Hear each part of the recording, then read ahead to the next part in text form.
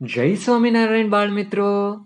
2021ની આ પ્રથમ બાળ સભામાં આપ સર્વેનું હાર્દિક સ્વાગત છે. બાળ મિત્રો, નવું વર્ષ એટલે આપણા જીવનનું 365 પાનાનું એક નવું પુસ્તક, જેમાં રોજ આપણે આપણું જીવન ઘડવાનું હોય છે. આપણું જીવન ઘડતર સારી રીતે થાય તે માટે છે આપણી આ બાળ સભા. તો ચાલો આપણી મનગમતી બાળ સભાની શરૂઆત એક જોરદાર જયનાદ દ્વારા કરીએ. શ્રી સ્વામિનારાયણ ભગવાનની જય, અક્ષર પુરુષોત્તમ મહારાજની જય, ગુણાતીતાનંદ સ્વામી મહારાજની જય, ભગતજી મહારાજની જય, શાસ્ત્રીજી મહારાજની જય, યોગીજી મહારાજની જય, પ્રમુખ સ્વામી મહારાજની જય, ગુરુ હરિ મહંત સ્વામી મહારાજની જય, પ્રમુખ સ્વામી મહારાજ શતાબ્દી મહોત્સવની જય. બાળ મિત્રો, સૂર્યપ્રકાશથી આપણને અજવાળું મળે છે અને ગાઢ અંધકાર દૂર થાય છે. પવનની લહેરકીથી તાપમાં આપણને ઠંડક અનુભવાય છે અને ગરમી દૂર થાય છે. તેવી જ રીતે ભગવાનના દિવ્ય અહેસાસથી આપણા આત્માને ઠંડક થાય છે અને બધા જ દુઃખ દૂર થઈ જાય છે. તો ચાલો આપણી આત્માની ઠંડક મેળવવા માટે અને આપણા બધા જ દુઃખ દૂર કરવા માટે આપણે સૌ ગુણગાનમાં જોડાઈએ.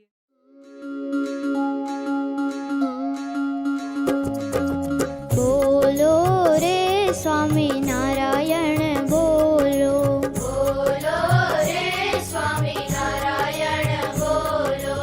એકવાર મુખથી સ્વામિનારાયણ, એકવાર મુખથી સ્વામિનારાયણ, સ્વામિનારાયણ સ્વામિનારાયણ, સ્વામિનારાયણ સ્વામિનારાયણ.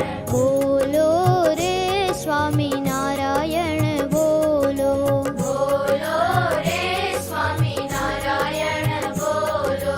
ઊંઘતા ને જાગતા સ્વામિનારાયણ, ઊંઘતા ને જાગતા સ્વામિનારાયણ, ઉઠતા ને બેસતા સ્વામિનારાયણ, ઉઠતા ને બેસતા સ્વામિનારાયણ, સ્વામિનારાયણ સ્વામિનારાયણ, સ્વામિનારાયણ સ્વામિનારાયણ. બોલો રે સ્વામિનારાયણ બોલો, બોલો રે સ્વામિનારાયણ બોલો.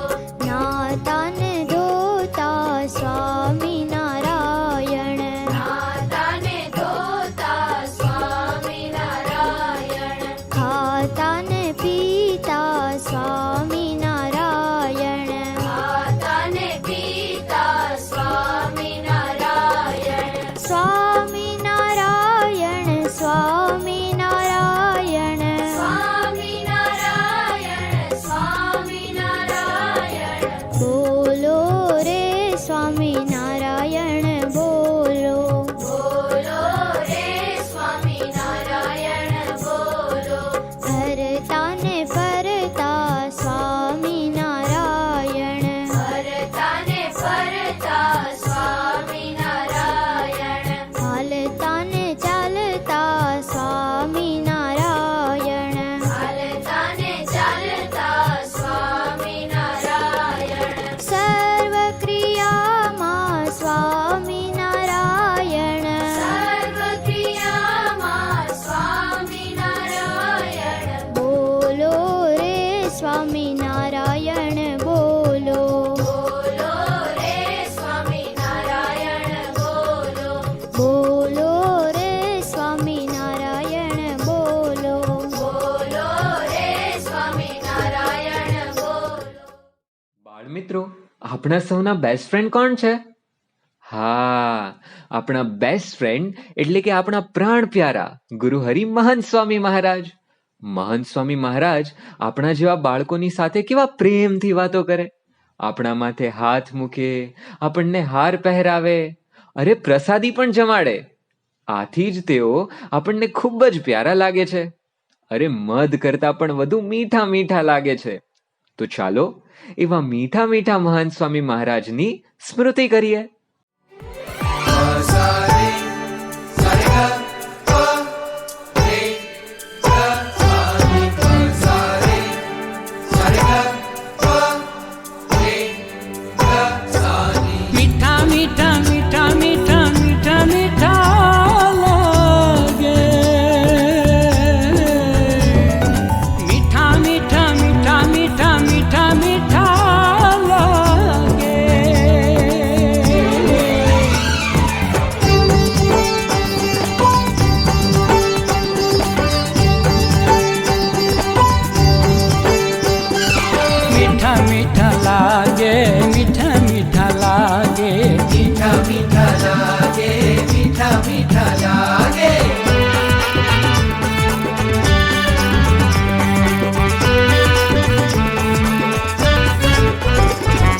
केशव जीवन दास वाला महंत स्वामी महाराज हमने मीठा मीठा लागे.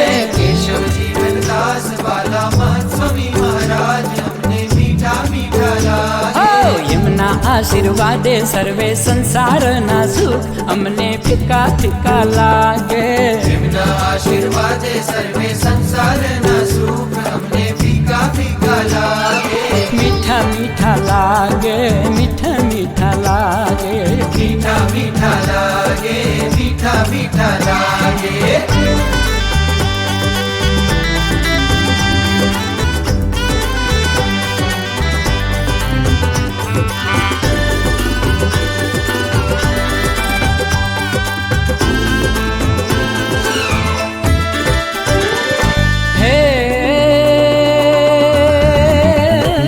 કેવી જાદુકારી આંખો, જાદુકારી આંખો, ચાંદો પણ લાગે ઝાંખો, ચાંદો પણ લાગે ઝાંખો. એ વેણેથી વરસે છે મહિમા અમૃતિયન રાધાર ભક્તો ભીના ભીના થાય. મીઠા મીઠા લાગે, મીઠા મીઠા લાગે. મીઠા મીઠા મીઠા મીઠા મીઠા મીઠા લાગે. मीठा मीठा लागे, मीठा मीठा लागे.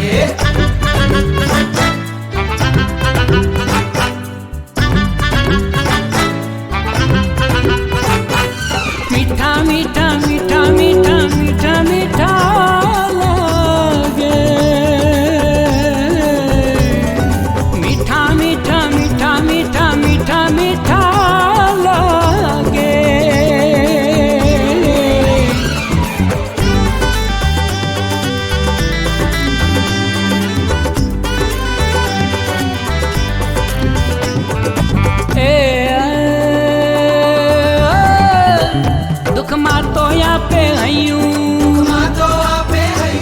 સાગર પણ લાગે છે સાગર પણ લાગે છે. એમના સંગાથે મોટા કષ્ટો કેરા પહાડ અમને ઝીણા ઝીણા લાગે. મીઠા મીઠા લાગે, મીઠા મીઠા લાગે, મીઠા મીઠા લાગે, મીઠા મીઠા લાગે.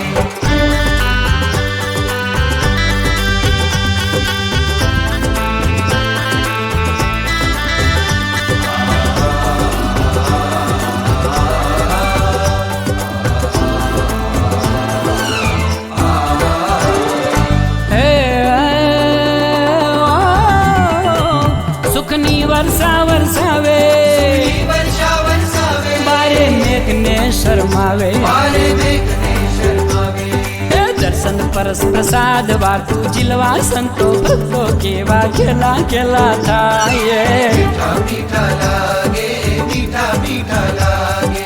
મીઠા મીઠા મીઠા મીઠા મીઠા મીઠા લાગે. મીઠા મીઠા લાગે, મીઠા મીઠા લાગે.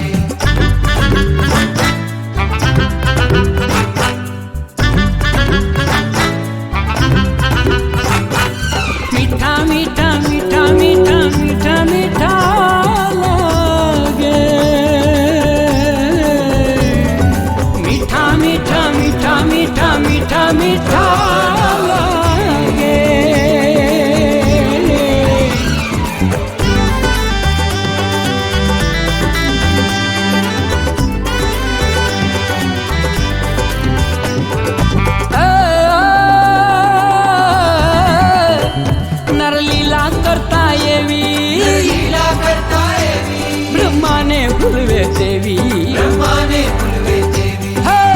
જે છે સાક્ષાત યાદે સંત સ્વરૂપ માય ભલે ધીમા ધીમા લાગે मीठा लागे मीठा मीठा लागे એ મીઠા મીઠા લાગે મીઠા મીઠા લાગે मीठा मीठा लागे मीठा मीठा लागे હે મીઠા મીઠા લાગે મીઠા મીઠા લાગે केशव जीवन दास वाला महंत स्वामी महाराज हमने हमने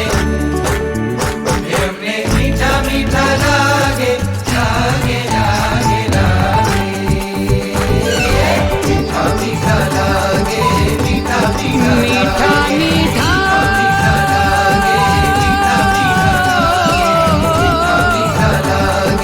मीठा मीठा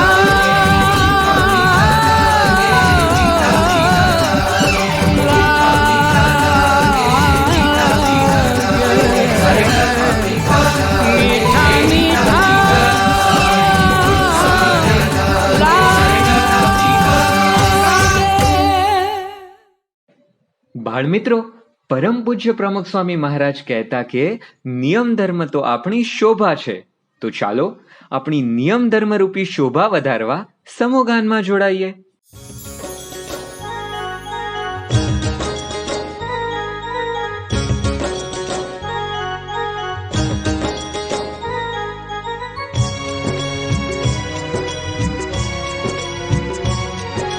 નિત્ય ઉઠીને સ્નાન કરીશ, સ્નાન કરીને પૂજા કરીશ, પ્રદક્ષિણા દંડવત પ્રણામ, પૂજા વિના પાણી હરામ.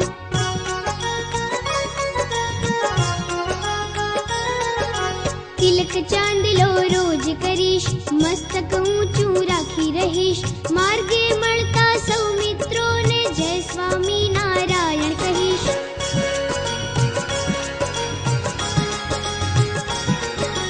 આરતી અષ્ટક રોજ કરું, પ્રેમે પ્રભુને થાળ ધરું, નવધા ભક્તિ જીવન સાર, સુખ છે એમાં અતિ અપાર. મારો સંકલ્પ, અમારો સંકલ્પ, મારો સંકલ્પ, અમારો સંકલ્પ. એકાદશીનું વ્રત મહાન, એ તપથી રાજી ભગવાન, નિર્જળ સજળ કે ફળાહાર, અનાજનો તો મૂકો વિચાર.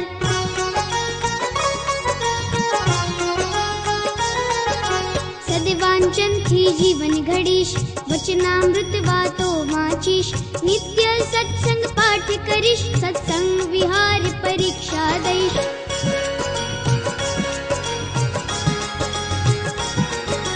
બાળ સભામાં નિત્ય જઈશ, શિસ્ત રાખી શ્રવણ કરીશ, જે શીખવે ને જે સમજાવે તે જીવનમાં પાર કરીશ.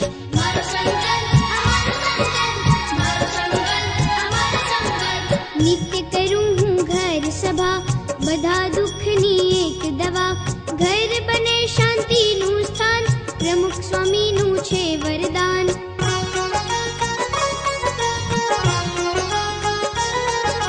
ઘણું ઘણું સત્સંગ કરું, માત પિતાની સેવા કરું, સારા મિત્રનો સંગ કરું, પ્રમુખ સ્વામીને રાજી કરું.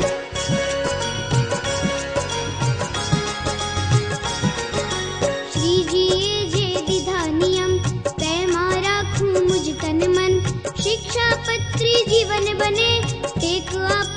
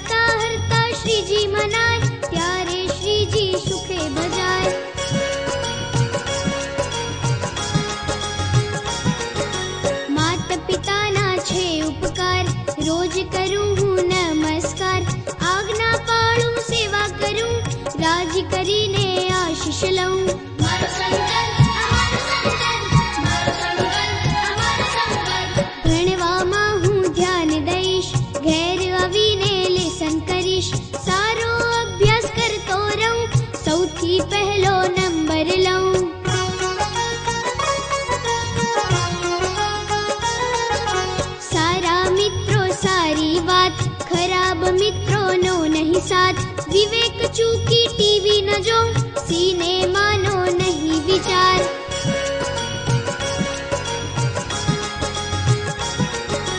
जीवन व्यसन मुक्त राखीश, बीड़ी तमाकू दूर नखीश। गुटका पान मसाला हराम, दारू ने तो दूर सलाम। मारो संकल्प, हमारो संकल्प, मारो संकल्प, हमारो संकल्प। वाणी तो एवी राखीश, विनय भरी मीठी भाखीश। भूंडी वातो गंदी गाल, मारा मुखे नहीं उच्चार।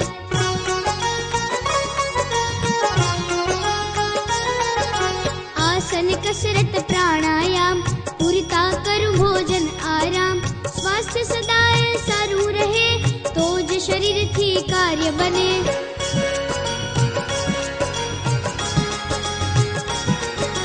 धमाल मस्ती करिश नहीं, कोई ने हानि करिश नहीं।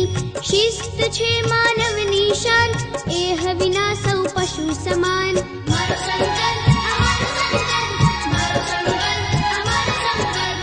घर होय के शाळा होय, शरीर होय के कपड़ा होय स्वच्छता त्या प्रभुता, समृद्धि ने सुख सदा।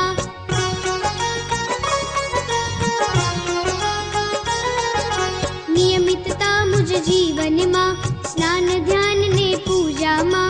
भणवू रमवू बाळ सभा, समय साचवी करूं सदा।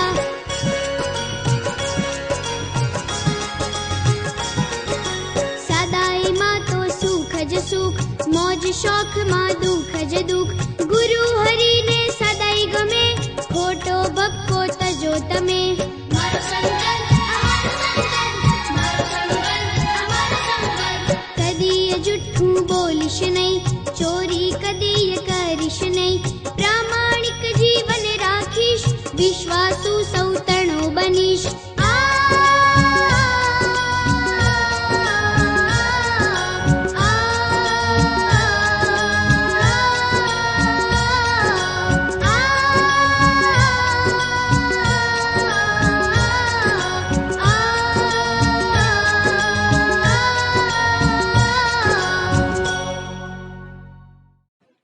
બાળમિત્રો, ચાલો મને જવાબ આપો જોઈએ.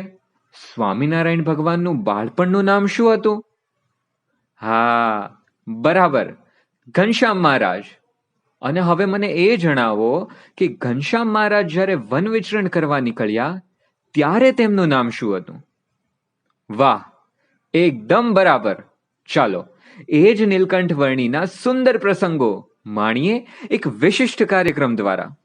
सन 1781 3 अप्रैल के दिन प्रकट हुए भगवान श्री स्वामी नारायण ने छपिया और अयोध्या में अनेक दिव्य लीलाओं से सभर अपना बचपन बिताया बाल घनश्याम के रूप में।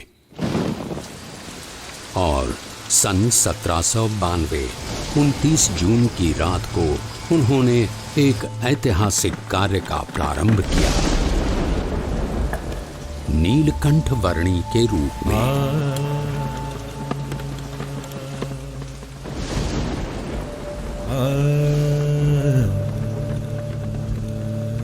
इस संसार के सारे बंधनों को त्याग कर अनंत जीवों के कल्याण के द्वार खोलने के लिए नीलकंठ वर्णी चल पड़े एक अद्वितीय कल्याण यात्रा पर।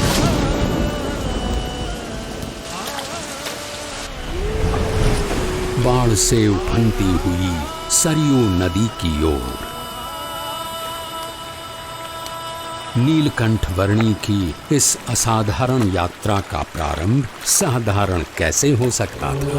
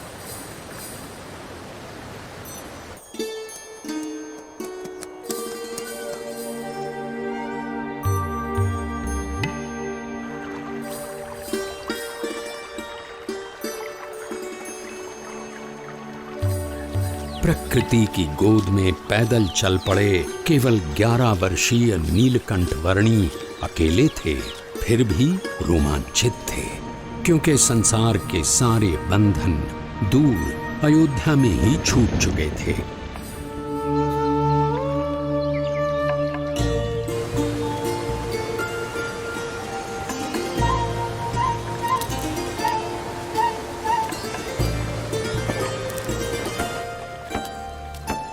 निडर, निशंक और निश्चल गति से अविरत यात्रा कर रहे नीलकंठ वर्णी की जीवन शैली एक योगी की परिभाषा को जैसे उन्नत कर रही थी।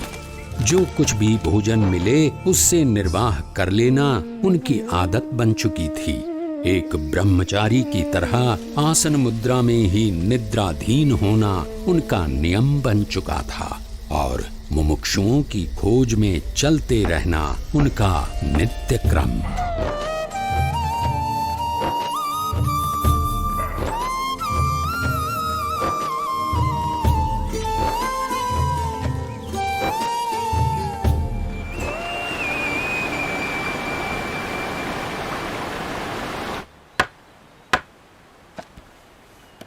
अरे देखो वो कौन कूद रहा है। अरे अरे अरे रुको, नदी में मत कूदना, भयानक तूफानी बाढ़ चली है।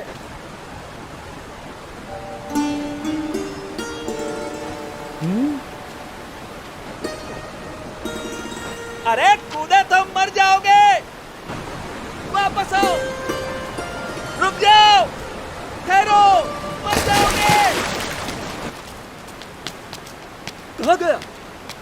लगता है पानी के भंवरों ने उसे खींच लिया, डुबो दिया। इतनी भयानक बाढ़, उसका जीवित रहना असंभव है। मर गया बेचारा। कहाँ गया वो बच्चा? कहीं नजर नहीं आ रहा। राम राम। मर गया बेचारा।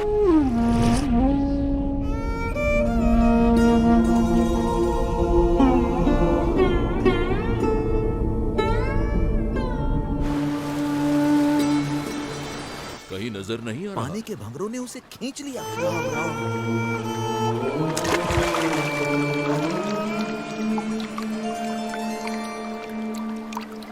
इतनी भयानक बाढ़ में उसका जीवित रहना असंभव है। बेचारा। अरे पता नहीं कौन होगा ये वो। कैसे बच गया? अरे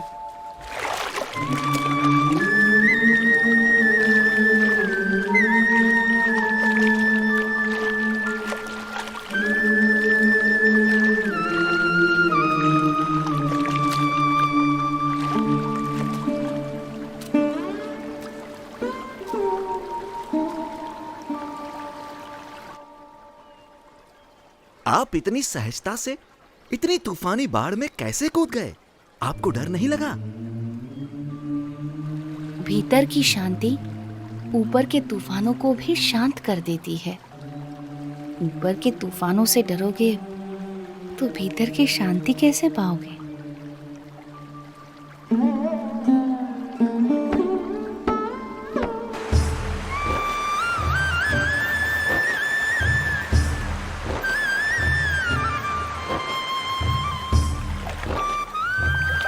नीलकंठ वर्णी के निरंतर अथक रूप से चलते चरण उन्हें जहां भी ले जाते थे वहां कोई न कोई किसी न किसी रूप में उनसे जुड़ जाता था। नीलकंठ वर्णी ऐसे भयानक वनों में भी सहज रूप से चले जाते थे जहां दिन में भी सूरज की किरणें प्रवेश नहीं कर सकती थीं।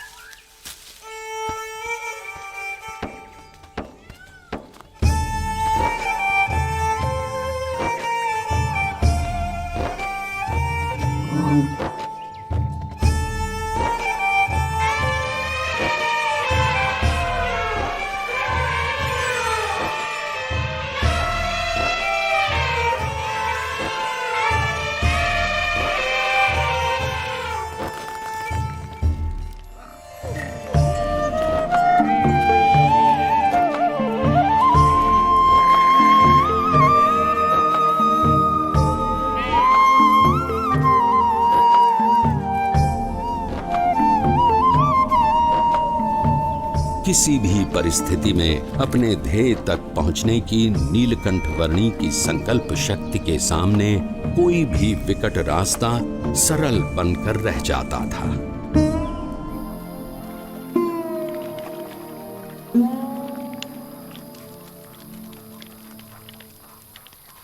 अरे उस बच्चे को देखो, इतनी ठंड में इतने कम कपड़े, ये जिंदा कैसे रहता होगा? प्रकृति की हर कठिनाई को हंसते मुंह सहकर भी प्रकृति के तत्वों का आनंद लेते रहना नीलकंठ वर्णी के लिए सहज था। उनकी ये विलक्षणता कभी कभी प्रकृति के तत्वों में भी ऊर्जा का संचार कर देती थी।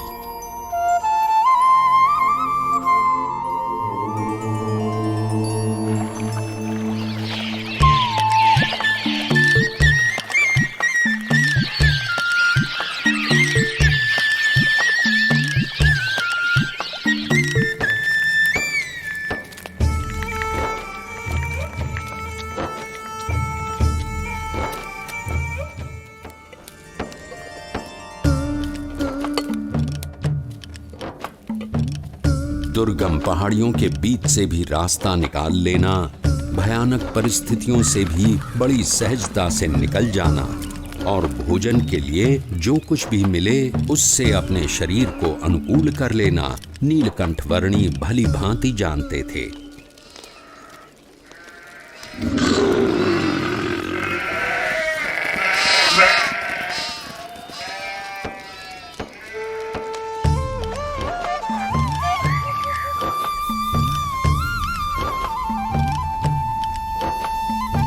अपनी कल्याण यात्रा के दौरान नीलकंठ वर्णी श्रीपुर आ पहुंचे। प्रणाम महंत जी। आशीर्वाद। स्वस्थ तो हो ना? हाँ। प्रणाम। शुभम भवतु। कल्याण। ईश्वर मंगल करे। बाल योगी है, सुबह से यहीं ठहरे हैं।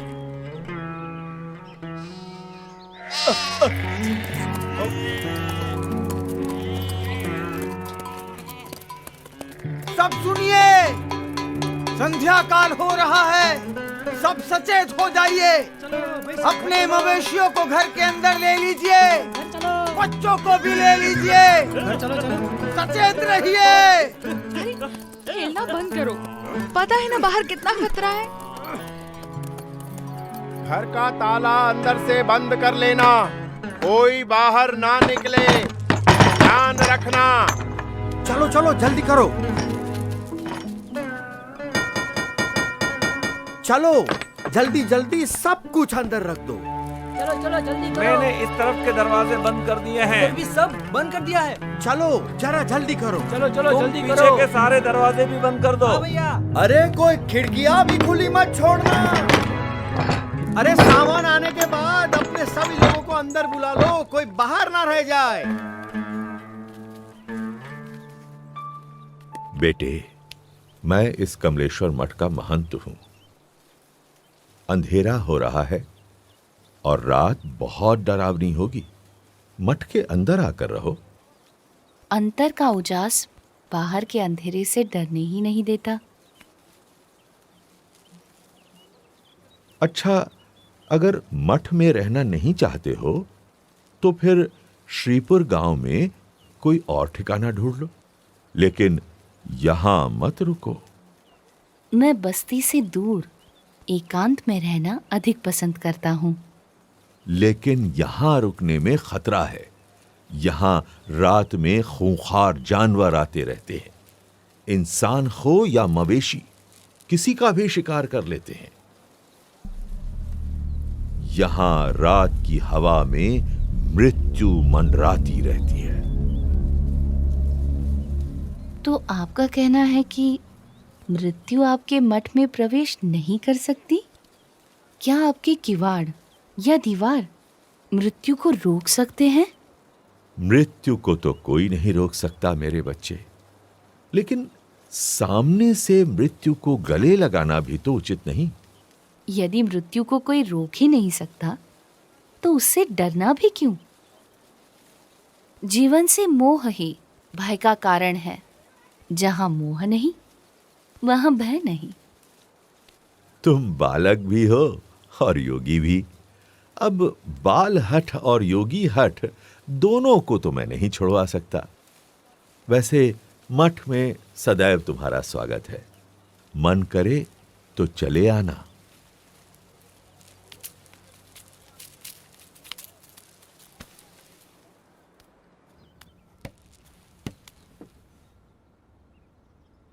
मुझे भय है, अगर कोई जंगली जानवर आ गया तो इसकी मौत निश्चित है।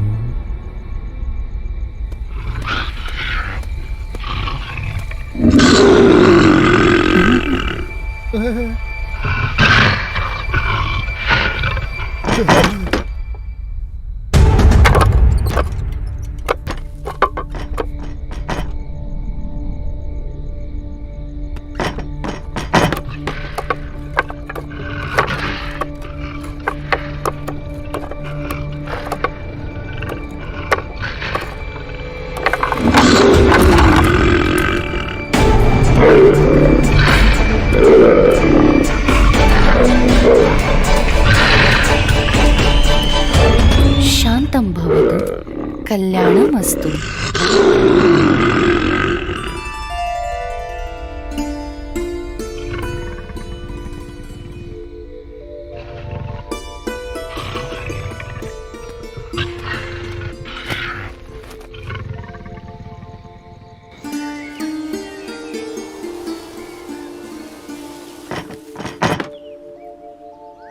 ये क्या? मैं ये क्या देख रहा हूं? अकल्पनीय। जहां दिव्य प्रेम हो वहां भय नहीं हो सकता।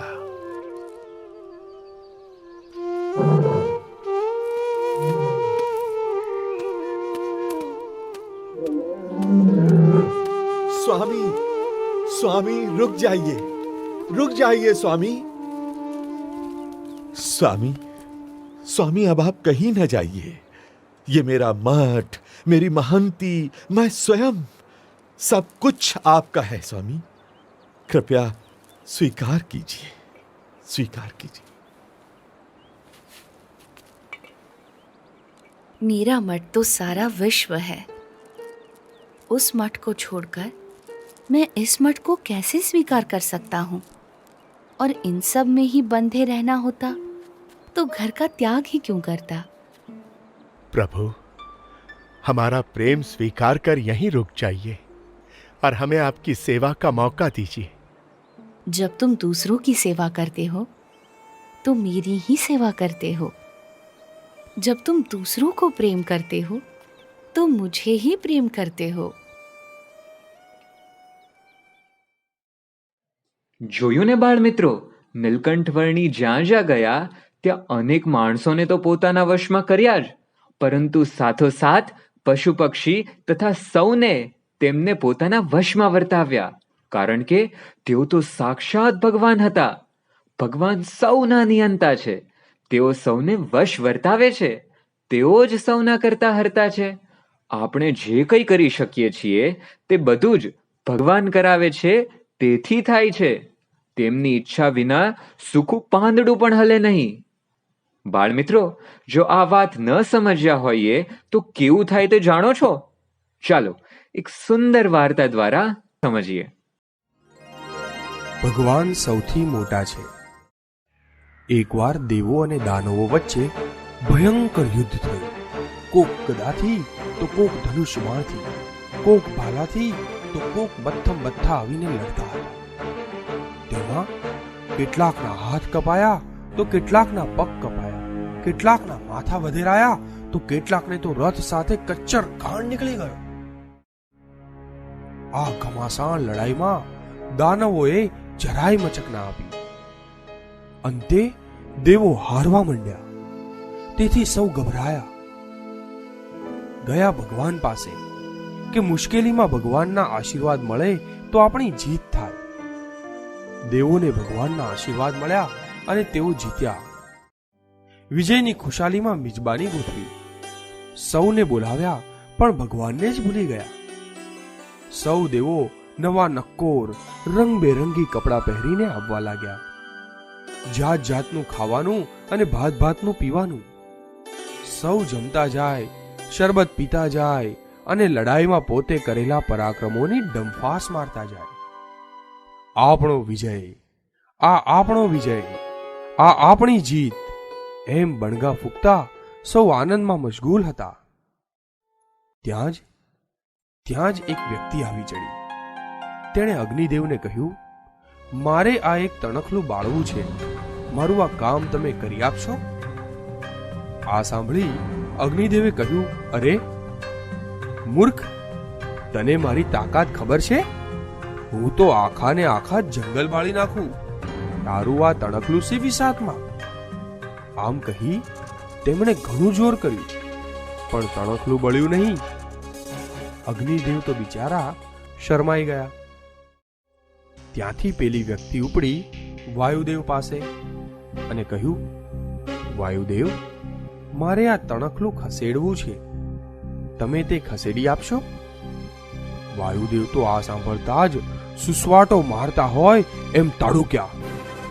અરે મૂર્ખા, તું મને ઓળખે છે? હું તો મોટા મોટા પર્વત નહીં ફંગોળી નાખું ને ઊંચા ઊંચા ઝાડને પૃથ્વીમાંથી ઉખેડી નાખું, તો આ તણખલું ખસેડવામાં કઈ મોટી ધાડ મારવાની છે? આમ કહી તેમણે પણ જોર કર્યું, છતાં તણખલું ટસનું મસ ન થયું. વાયુદેવ પણ શરમાઈને ખૂણામાં જઈ ઊભા રહી ગયા. ત્યાં જ પેલી વ્યક્તિ ગાયબ થઈ ગઈ. તે જગ્યાએ ઉમાદેવી પ્રગટ થયા. તેમણે દેવોને કહ્યું, જુઓ દેવતાઓ, તમારામાં તો એક તણખલું બાળવાની કે હલાવવાની પણ શક્તિ નથી. ભગવાનના આશીર્વાદથી જ તમે જીત્યા હતા, પરંતુ તમે વિજયના ઘમંડમાં તેમને જ ભૂલી ગયા. હમણાં જે વ્યક્તિ આવી હતી તે ભગવાન પોતે જ હતા. આ સાંભળતા જ સૌને પોતાની ભૂલ સમજાઈ. બધા દેવોએ ભગવાનની માફી માંગી. બાળમિત્રો, આપણા બધામાં ભગવાન જ સૌથી મોટા છે. તેઓ જ શક્તિશાળી છે. ભગવાનથી જ આપણા બધા કામ સફળ થાય છે. માટે એમને કદી ન ભૂલવા જોઈએ. તેમને જ જીવનમાં આગળ રાખવા જોઈએ. બાળમિત્રો, હવે વારો છે તમારા મનગમતા કાર્યક્રમનો, એટલે કે રમતનો. તો ચાલો જલ્દી જલ્દી બધા જ નોટ પેન લઈને તૈયાર થઈ જાઓ.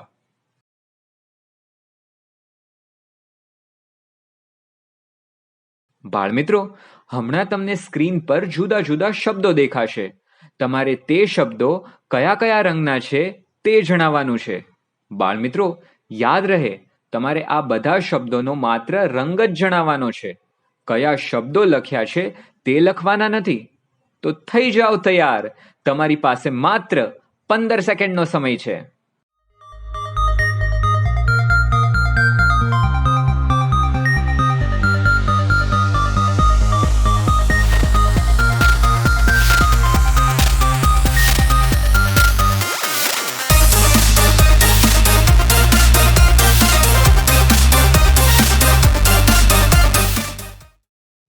ખૂબ સરસ. હવે જણાવો જોઈએ તમે કયા કયા રંગના નામ લખ્યા છે? કાળો, લાલ, ભૂરો, લીલો. બરાબર. સફેદ રંગ કોણે કોણે લખ્યો છે? સફેદ રંગથી કોઈ શબ્દ લખાયો જ નથી, પરંતુ વારંવાર એકનો એક શબ્દ વાંચવાથી આપણું મન તે રંગને વિચારી લે છે. ચાલો હવે ફરી ધ્યાન રાખજો. તમારી પાસે માત્ર 15 સેકન્ડનો સમય છે. કયા રંગથી શબ્દો લખાયા છે તે જ તમારે લખવાનું.